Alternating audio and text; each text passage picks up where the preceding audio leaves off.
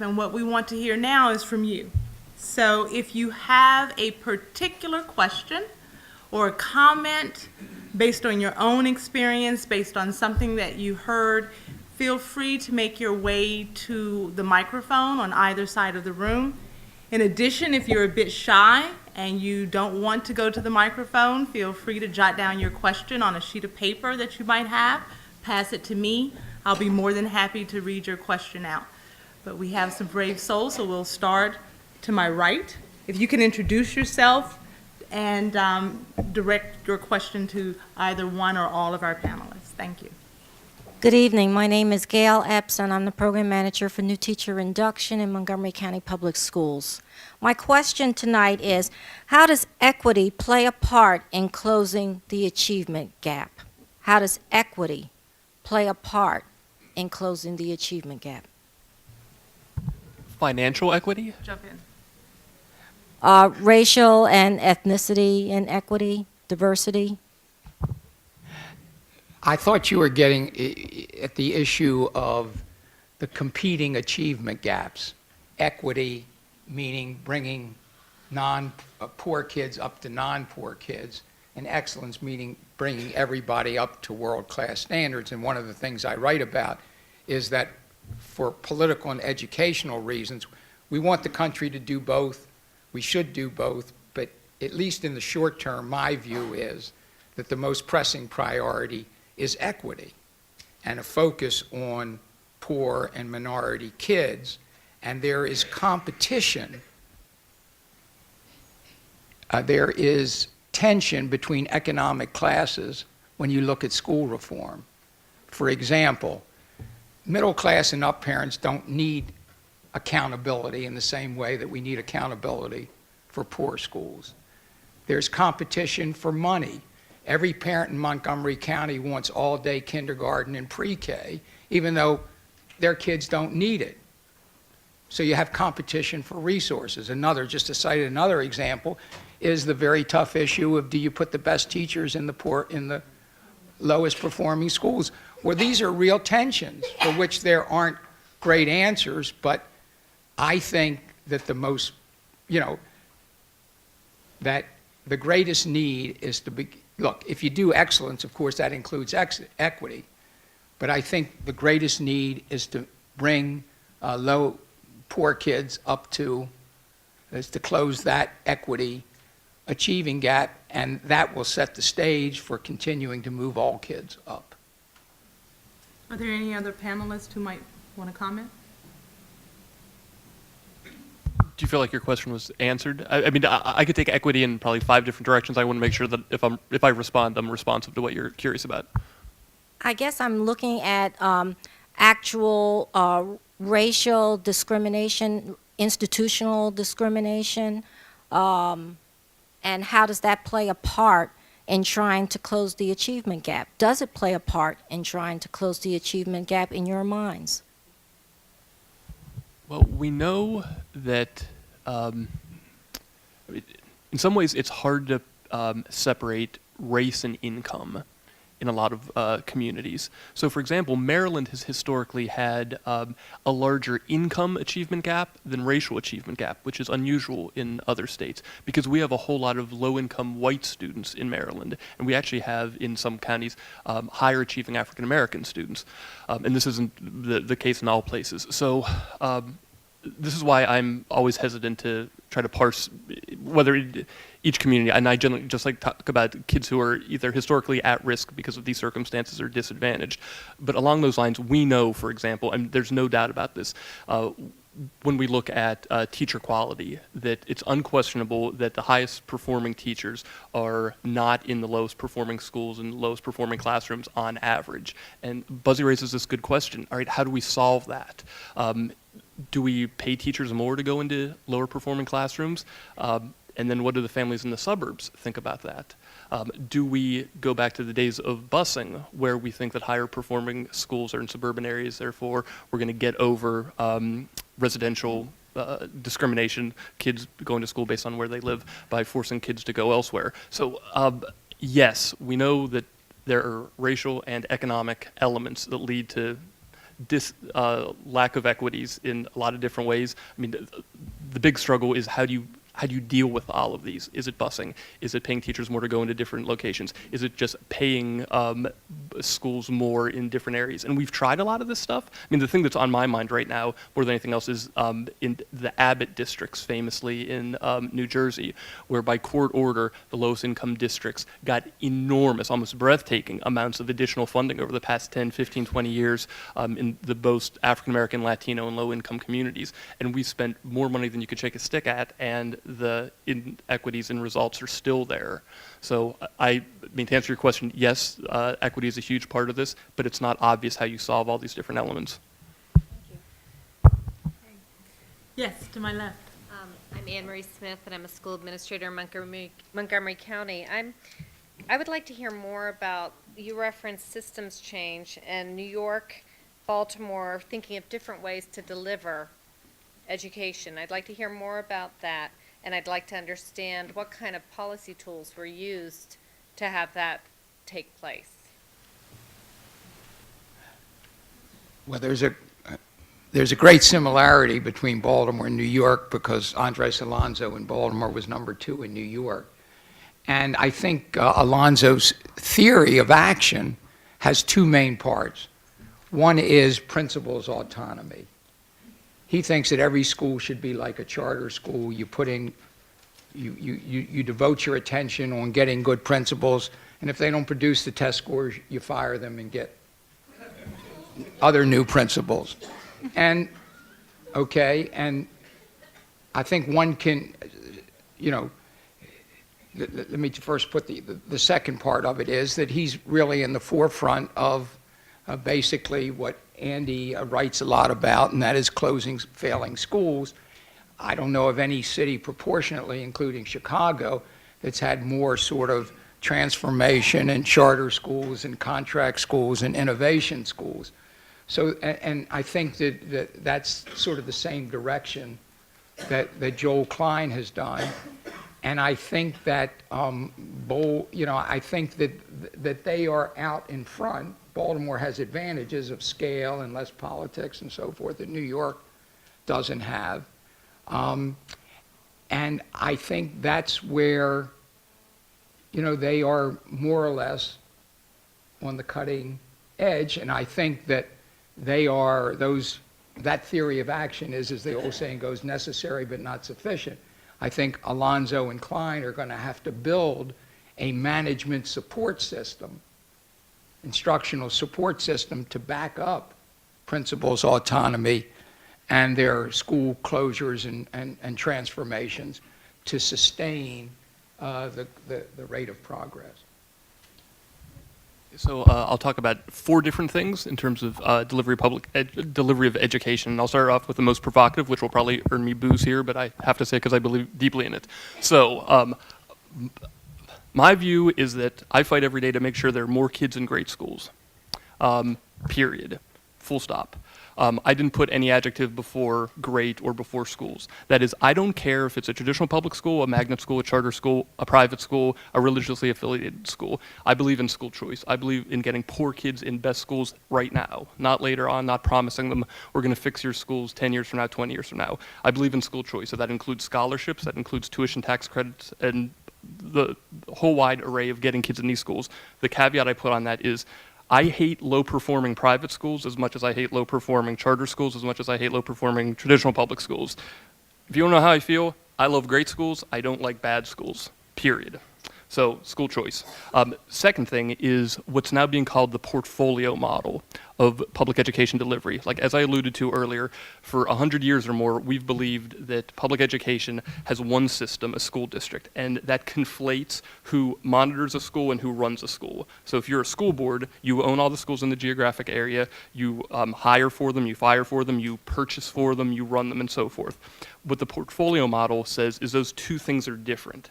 So the charter sector has embraced this idea, whether say in Washington, D.C., where you have something called the D.C. Public Charter School Board. it's a single purpose entity. All it does is authorize public schools, charter schools, and it holds them accountable, it monitors them. But then underneath them, you have a diverse array of providers, people who actually run schools. So that's how you get a portfolio in the charter sector. In the traditional public sector, it's what Baltimore has done and New York has done and lots of places where the school district still runs its schools, but then it also says with this cohort of schools, we're going to monitor them, but we're going to allow nonprofit groups to actually run them on a day-to-day basis. So the big thought here is just because you're a public school doesn't mean you have to be run by the district. You could be monitored by the district, monitored by an authorizer, but operated by some other entity. Online learning is the last one. So this is growing in leaps and bounds all across America, and I've traditionally have had my head in the sand about this. I'm a Luddite when it comes to technology. I generally think that too often in education we push technology first before we push results and technology together. But I've become more and more convinced that great stuff can happen when online learning is done well.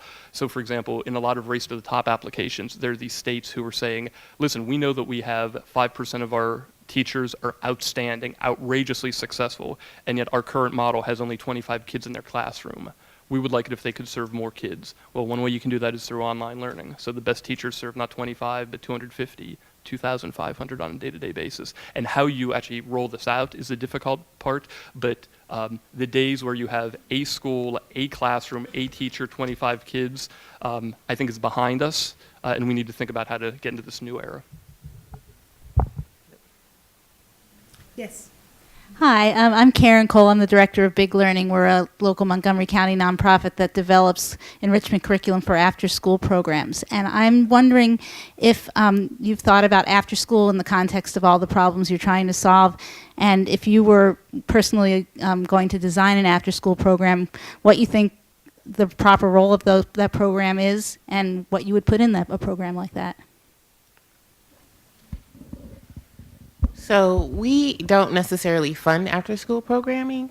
However, we have thought about the extended learn time in a different way, and where there's opportunity to innovate. So the National Summer Learning Association is actually a grantee of mine, and the notion that summer school has been this kind of bottomless pit of repeat what you did during the school year, even though it didn't work, and you didn't get it, just sit there for another hot day of meaningless information, to more about acceleration, engaging, and just really supporting students not only understanding and mastering the content, but helping them move to the next level. And so the idea that summer could be this opportunity to create these labs of innovation is the same for after school, because oftentimes you don't have the same constraints that you have during the school day. And we see many of these after school programs structure themselves in a way where that they are working hand in hand with the school, the principals, and the teachers to do innovative professional development and to align what they're actually doing in the after school hours to what is happening in the school day, but making it much more interesting and dynamic for the student. Just to add to that, you know, in many cases what you're trying to do is find ways to inject greater capacity into the school, because a school that's struggling essentially at one level, its capacity doesn't meet its challenges. And so after school can be very helpful or not at all, and that's the key piece, is that if it's not coordinated, after school is a place for kids to go, but it's not going to help the school. Let me give you my example back to math. So, and often this was driven by No Child Left Behind. They bring in external tutoring groups for after school. And all the external tutoring group would know is that these kids need help with math. That's what we're telling you. And they would have their programs, they pre-test them, and they'd say, okay, you don't know decimals, I'm going to teach you decimals. And they'd even show they learn decimals. But the problem is the kids' test on Friday was on probability. And they got no help getting ready for probability, so they failed their test in probability. But they were still seen as learning in after school. And so if we don't coordinate after school and make it integral to the school day, it doesn't help. But if we flip it, as Andre was saying, and really make it integrated, then it greatly helps and adds great capacity to the school, because it can both be for engagement and enrichment. It could be the thing that makes kids come to school, because of that cool after school program. But the cool after school program is only good if it ultimately helps the kids back with their learning in school. And that's where we have to do the real work to integrate our efforts, so it's a seamless extending learning time as opposed to something else to do in the same building. Did you want to follow up, or was that sufficient? Those were I think, very different, and interesting and full of interesting answers, because you're saying this is where we can really innovate and do different and highly engaging things that might find their way back into the classroom. And you're saying let's have what's in the school really control what's going on in after school. And so, those are two, I think, interesting perspectives. I think we actually are on the same page. Is how do you bring those two together? Because I think oftentimes when you think bringing what's happening in school to after school, you think, that's not really creative and innovative and engaging. But I think the notion is you can do that in a seamless way if you work together. And so I think the coordination piece is the key piece where we come together on this. Yeah, so I absolutely want to be innovative, but I wanted to make sure that if the kid is struggling with probability, he's actually getting help in that after school, that in a cool, innovative way, and not learning something else that doesn't really connect to helping him succeed in school. Thank you. Okay, great. Yes, to my left. Good afternoon. My name is Jennifer Green. I am a principal in Anne Arundel County. My question is, as a new leader in a very diverse community where there is an achievement gap, but as Mr. Hedelman talked about, there is tension between socioeconomic groups or within the school community. As a new leader, give me an action step that's practical so that I can begin to address the issue of closing the achievement gap, providing practical after-school activities during the instructional day activities, but so that I can also bridge the community so that they can understand why a particular group of students need more than the others when we're not failing to meet the needs of some and not the others. We're actually trying to meet the needs of all students. Because my parents, whose students don't really need the extra support and assistance, they would be the ones who would send their kids or who would want more, and the kids who are the neediest would not get the services. So as a new leader, what can I do within a school year to begin the next level of work? Who wants to take that? I'm glad to pass on that one. What grade level do you teach? Is it I am principal in elementary. We go from ECI through 5th grade. Early childhood education. Well, they're really stumped us? No. they're really two parts. One is in terms of what you do to advance the school. The first question is, what do you think is needed? And then you have to be a strong leader to try to work the system to get the resources that you can, as best you can, to, good principals know how to manipulate the funding streams from central, blah, blah, blah, and break the rules in order to do good things. The other part is, to the extent that you have parents, and it's great that you're in a school that is integrated in terms of economic class and maybe race, but how do you explain to some parents that some kids are going to get more help because they're low performing? You simply have to do the best you can to be a good communicator and hopefully get your PTA to understand as best it can, or else do the best you can, stay there for 3 years, and then go find another school.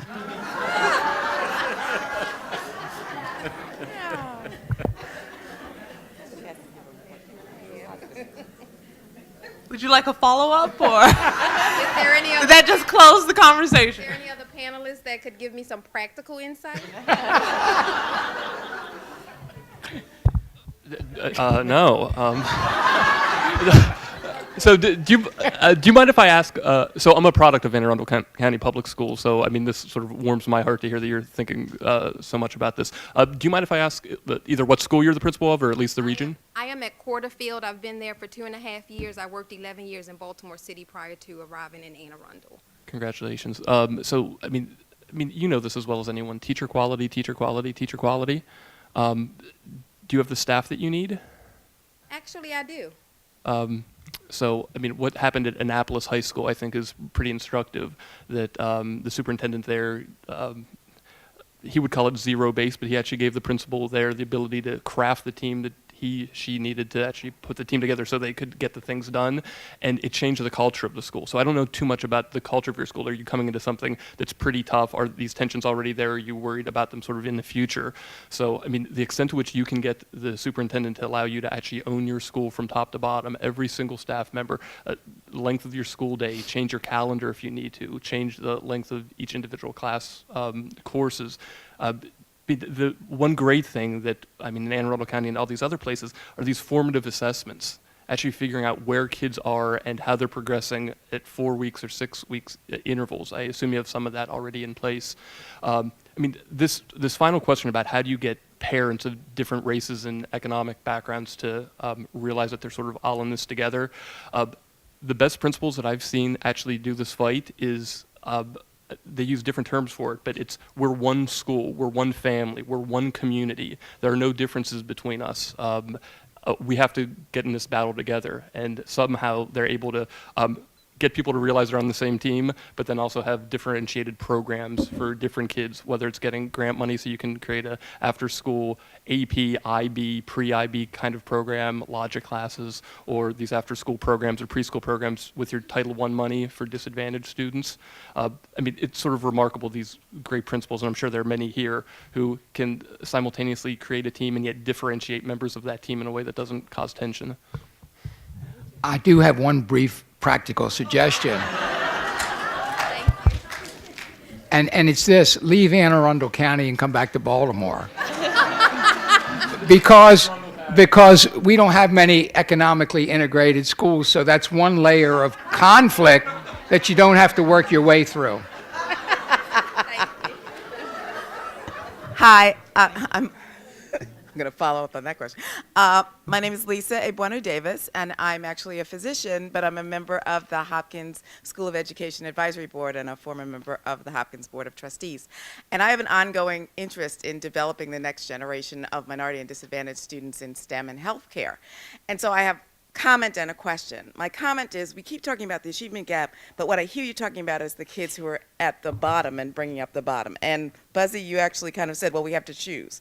And in healthcare, we knew we were in trouble if we have to choose. So we're only going to fix the minority healthcare disparities, but we're not going to improve healthcare quality. And in fact, we put them both together. Like there's a national healthcare and disparities report, and we do a quality disparities report that get published simultaneously by the Agency for Healthcare Research and Quality. And I think if you don't do them together, you'll never get the political will to get them done. Because if those parents think that their kids aren't going to get in the top because those kids, those other brown children or whatever at the bottom are getting all the resources, then you're never going to close the achievement gap. And the other issue that I have, and it's a question for the panel, is how are you going to deal with the high-end achievement gap? To follow up on the first questioner, in middle-class communities like mine, Montclair, with economic and social diversity, the black kids who are the children of middle-class parents do much more poorly than the black kids, the white kids who are the children of the similar parents in the same district and no one, people are systematically kind of sweeping out that under the rug, saying it's all about poverty, et cetera, and it isn't. And you're never going to fill a STEM pipeline, which takes continuous training from an early age with engagement, without pulling kids out and giving them a lot of extra resources. There are programs that have done that, Meyerhoffen College, Gateway in New York, Bases in LA, but people don't fund them, and Goldman Sachs did for 10 years, but now they're out of funds. I will say good things with Goldman Sachs. They did do it, the high potential youth program, but people are ignoring it, which means you don't have a sustainable leadership pipeline. So how about the high-end achievement gap, and how do you deal with it?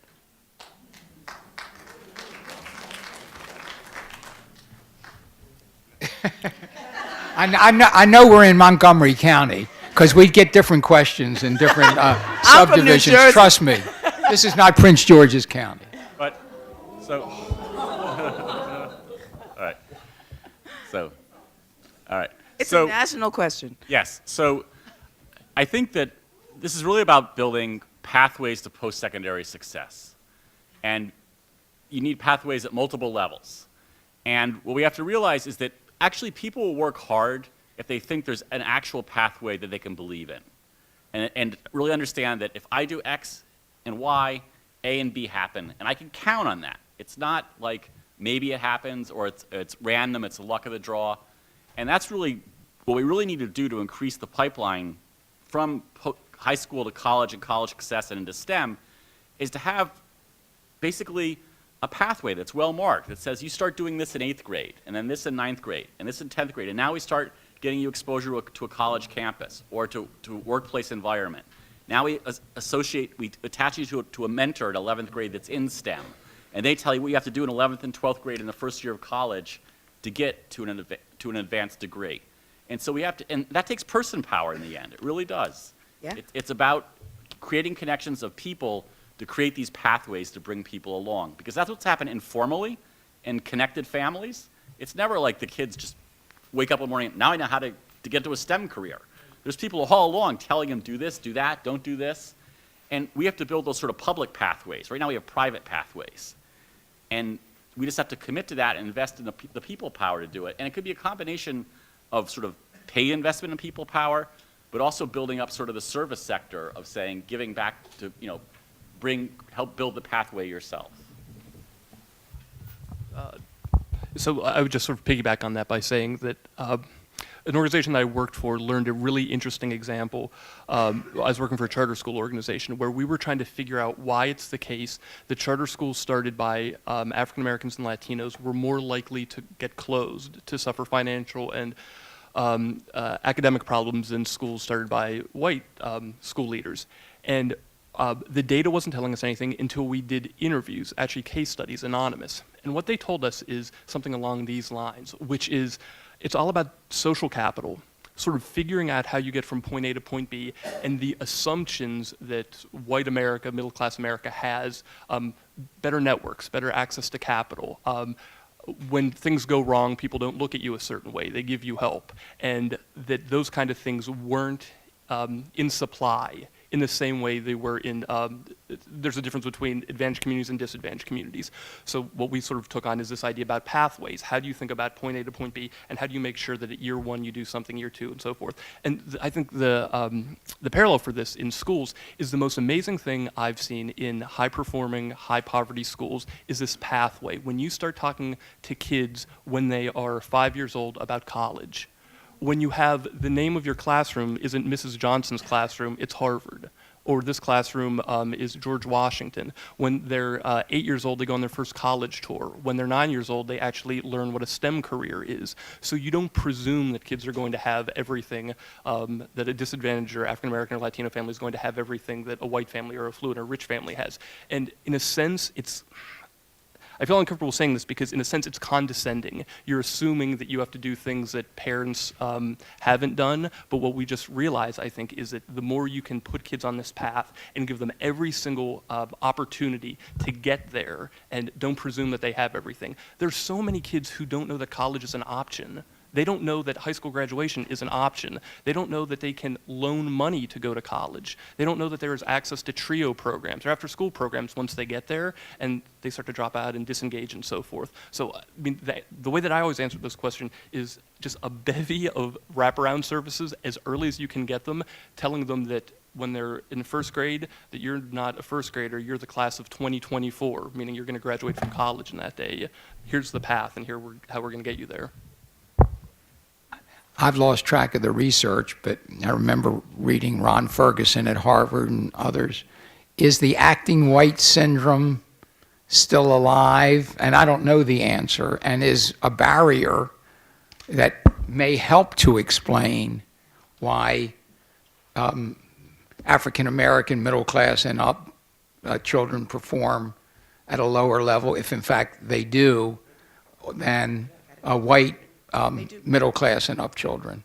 His There books was a talk lot of little stuff bit in about Ohio. Afri- There was Shaker Obu in Ohio. But yes, Ferguson talks somewhat about the acting wife, but he talks more about kind of peer networks and a sense of some peer networks have better resources than others. So actually, even within middle class neighborhoods, black kids tend to come in with less exposure than the similar kids in the neighborhood in terms of books, in terms of time spent on homework. And then if you are in a homework group, you're less likely to have access to somebody who knows what the answer is or how to do it. So the resources, even within those communities, aren't equal. And then it starts being a reinforcing self-expectation spiral. So the kids get basically resegregated in middle school. So by the time they're in high school, the neighborhood may be integrated, but the honors and AP classes are not. And then a lot of black kids don't want to be in them because they don't want to be isolated. So but it tells a lot about what's still in the system and what's psychologically happening to kids, including the poor kids. That's not just about resources, but about the inequities in the society. Yeah, one of the most tragic reports I've read in the past 10 years is something called the achievement trap, where they actually figured out this great research, who the high-performing students are in first grade, who they are in third grade, fifth grade, eighth grade, 12th grade, and it's amazing how similar the demographics of high-performing students are to the general population, when boys and girls, white and black, high income, low income. It starts to separate by the time they're in third grade, gets bigger by fifth grade, and like you said, it sort of like feeds on itself. And a lot of people don't like President Bush for a lot of reasons, but one of the best things he ever said was talking about the soft bigotry of low expectations. That part of the damage we do is when we assume certain kids can't do certain things because they look a certain way or their families look a certain way. And the earlier on in their academic careers, we embrace that and realize, all right, we can do something about it. How are we going to solve high school problems when we know that there's already a 2 or 3 year academic gap by the time kids get to 8th grade? Eesh, we got to solve that in first grade and third grade and fifth grade. Thank you. Okay, great. Hi, my name is Valerie Ross. I'm the president of the Academic Enrichment Training Academy, a proposed charter school here for Montgomery County, addressing this very topic, closing the academic disparities and achievement gaps in at-risk youth. I want to thank you, Andy, for your push for innovative schools such as charter schools. I'm waiting to hear back from my proposal, but it was something that you said about the significance of getting to our students when they come in and at Head Start and kindergarten. And my comment is that I tell you, I've worked with a group of at-risk Head Starters right now, and you ought to see my little 3- and 4-year-olds reading and performing math, calculations, word problems. It's amazing what they can do if you encourage them to realize that the sky is the limit. And I encourage each and every one of these teachers in here that bring the sun into their classroom, whether you know it or not. I thank you for inspiring those children. Continue to do all you can, because I'm telling you, there's someone there that would not see the sun if it wasn't for that teacher that encouraged them, touched them on the head. Just that little pat of encouragement does a lot for them. But I also want to share with Mr. Buzzy over there that this is Montgomery County, the elite and prestigious, but there is a growing population of at-risk students out here in Montgomery County. I see them every day. I tutor them every day. Even when they come from our Sylvan Learning Centers, they still have to come to me. So we do need to address this academic disparity and closing this achievement gap, even right here in Montgomery County. I understand that and appreciate it, and know, I think we were all sent some literature about the different kinds of gaps in Montgomery County, and there probably, however, because of the demographics of Montgomery County, there are more tensions between the money for different economic classes.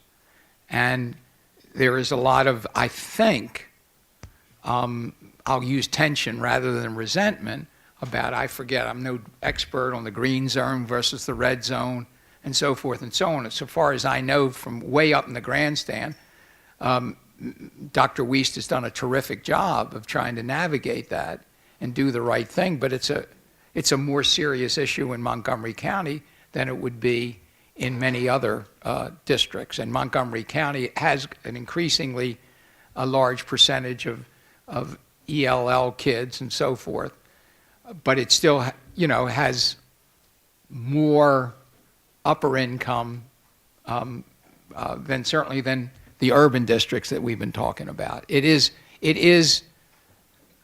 different in the magnitude of the problems than the big city districts, but it sounds like you're trying to catch up, and we hope you don't. But it's a problem. Are there still no charter schools in Montgomery County? Not yet.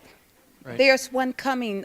Global Gardens is one, a Montessori school. It's been approved by the board. That one has been approved, and my proposal was submitted 3.5 weeks ago, so I'm waiting on mine.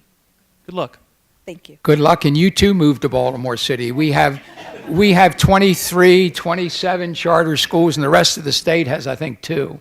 No, it's time for Montgomery County. It's time for Montgomery County to catch up. Also, I would like to share with Andrea that I, too, encourage my daughters when in middle school to look at the pipeline of jobs that would be available to them in the next 10 years. And it took them a while, but they did listen. But just to put a plug in here for charters and so forth, I mean, for some reason, in a lot of suburban districts like Montgomery County, they've gotten a bad name for a whole host of different reasons. But just as a bit of history, charter schools got started in 1991 in Minnesota because teachers wanted more empowerment. They wanted a way to operate their own schools, to own their own schools, to be able to educate their kids the way that they saw fit, without so many rules and regulations around them. And it's a shame that there's so many teachers and teacher organizations for some reason think they have to be at odds with this. I mean, if done right, you can provide families with choice, kids with high quality options, and give teachers voice and power and autonomy. And as long as everyone's pushing for quality, it's remarkable what can happen. And I mean, for a county that has what, about 900,000, a million citizens, and doesn't have this major sector in public education that gives choice and accountability is disappointing from my point of view. Yes. Hi, I'm Rachel Gwaltney from Higher Achievement. We're a CBO that does out-of-school time programs for middle school students. My question is actually about Race to the Top and what the legacy that you think will come from Race to the Top in two pieces. One is about what happens to the innovations that are research-based, that we know are things that work, like teacher professional development, that states did not get funded for, the 48 states that have not been funded through Race to the Top. What happens to those things in those states? And then the other piece is, long-term, how does this grant funding of the public school system affect the way, that we fund public schools as opposed to the formula funding that's ostensibly sends money to the students that are most needy, as opposed to a grant system that sends it to the states that win it regardless of where their students are in terms of needing, additional funding. Like you were saying, is the funding going to the students that need it the most through a grant formula? You're the guy. Yeah, I've kind of been dominating. He's the first guy that the New York Times calls to answer questions about Race to the Top. So I've read almost 20,000 pages worth of Race to the Top applications. So this is something that I've have deep sympathy for the questions you're asking. If I could go back in time, I would not have read those 20,000 pages. But so I think there are two basic questions here that you're asking. So professional development was a piece of the Race to the Top application, and every single state had to fill this out. And it was in this section where, like I was talking about earlier, the federal government is asking states to take seriously teacher evaluations, do them annually, figure out how students are learning from different teachers, have principal evaluations be meaningful, put all this stuff together, and then based on those evaluations, construct professional development programs based on that. Don't do it willy-nilly. So actually get empirical, get thoughtful about this entire process. And it was remarkable the extent to which some states couldn't even get their minds wrapped around this. They just wanted to say, well, we're going to do professional development the same for everybody because everyone needs the same thing. And Race to the Top was trying to get them to think differently about that. So every state responded to it, and the level of quality was vastly different. But so the political issue you're asking is a tricky one, which is, does it make sense for the federal government to have states compete for money when there are great needs everywhere? So I say yes, and for this reason. The federal government spends more than $10 billion a year in Title I money, more than $10 billion a year in IDEA funding. Actually, the U.S. Department of Education has a budget of about $60 billion a year. Most of this money goes out by formula. It goes straight to states, straight to districts based on demographics.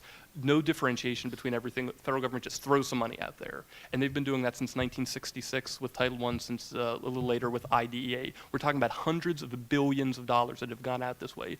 The federal stimulus package had $120 billion that went out the exact same way. The State Fiscal Stabilization Act sent $50 billion to states and districts by formula. Race to the Top is $4.35 billion compared to about 120 that was done this different way. And it was the first time the federal government said, we want to get real different reforms, not sent out by formula, compete for this chunk of money, and here are the things that we want you to do.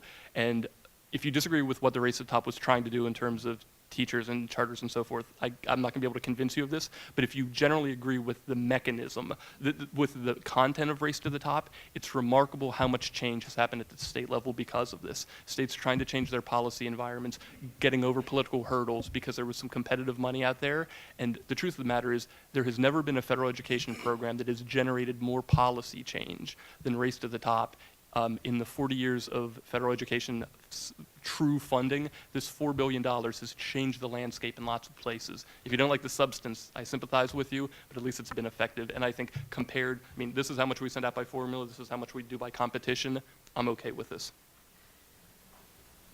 I agree with most of what Andy said. I like the idea of federal strings. In a sense, Race to the Top is putting federal strings on money. I think he's right that there's a tough question when states are cutting back whether you do it by formula or you do it on a selective and unequal basis. But I like the fact that I wish there were more federal strings put on again, as I said before.